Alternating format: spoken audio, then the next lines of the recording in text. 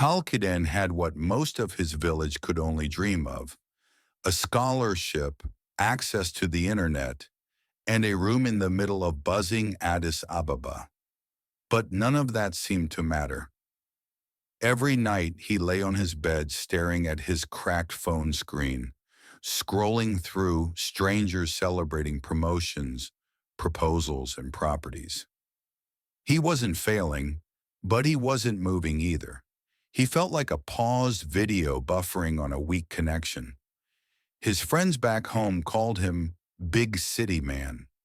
But inside, Kalkidon felt like an actor in someone else's story. He tried motivational videos, prayer, even overworking himself.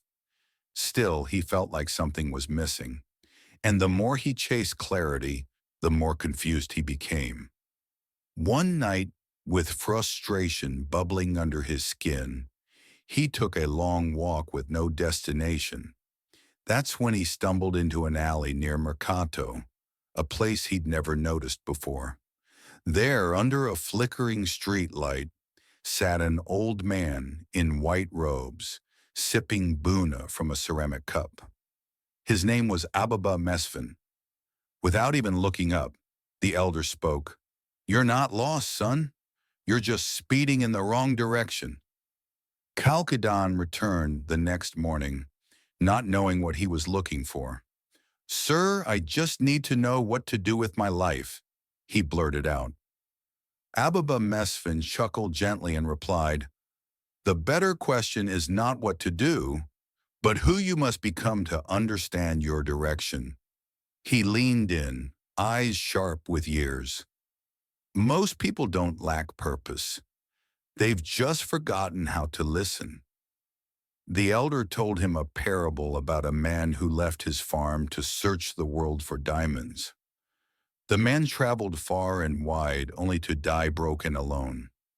Years later, another man bought that same farm and unearthed treasure buried beneath the barn. Kalkidan sat there stunned. Had he been chasing dreams outside while ignoring the richness within?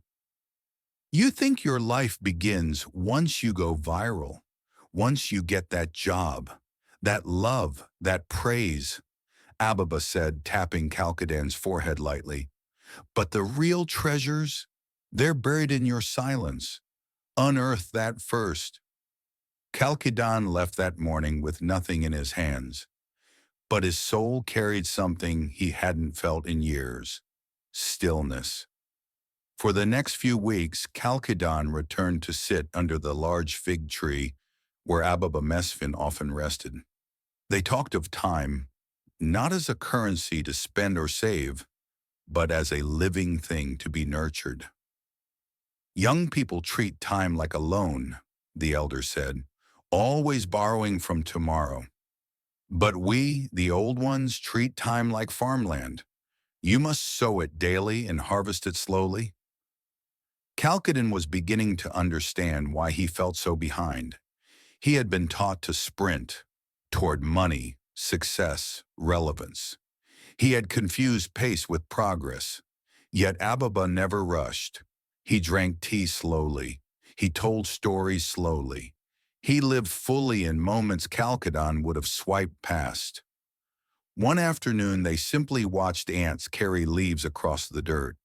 That moment taught Kalkidon more than his university classes had all year. One day Kalkidon asked, "How do I know when I've wasted time?" Ababa smiled. "When you use it to escape who you are. The moment you begin using it to become who you are, that's when it starts counting." One clear afternoon, Ababa Mesfin took Kalkidon on a walk to a nearby hilltop. From that quiet peak, two paths split in different directions.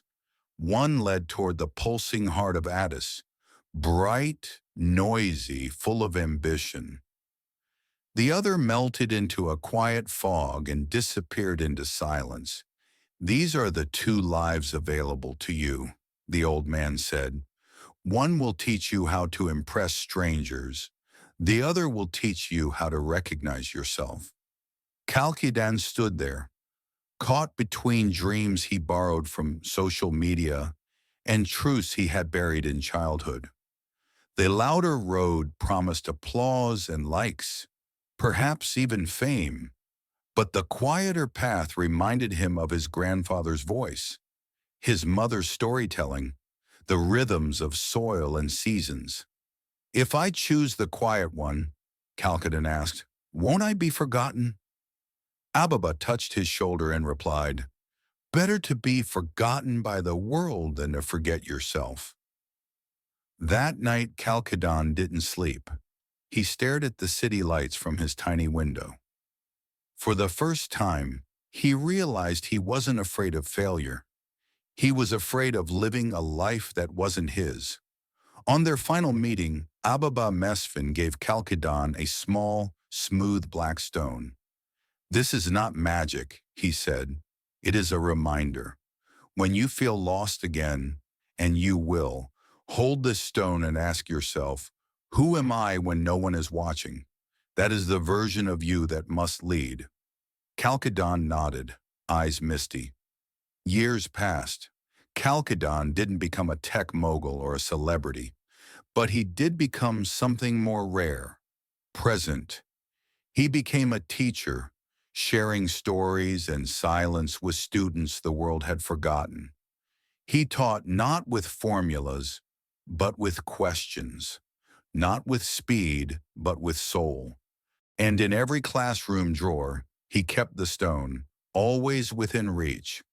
Some said he wasted his potential, but these who truly listened, really listened, left with something rare, peace. And every now and then, under a fig tree just like the one from years ago, Calcadon would whisper Ababa's final lesson to a new lost soul. "You're not lost. You're just speeding in the wrong direction."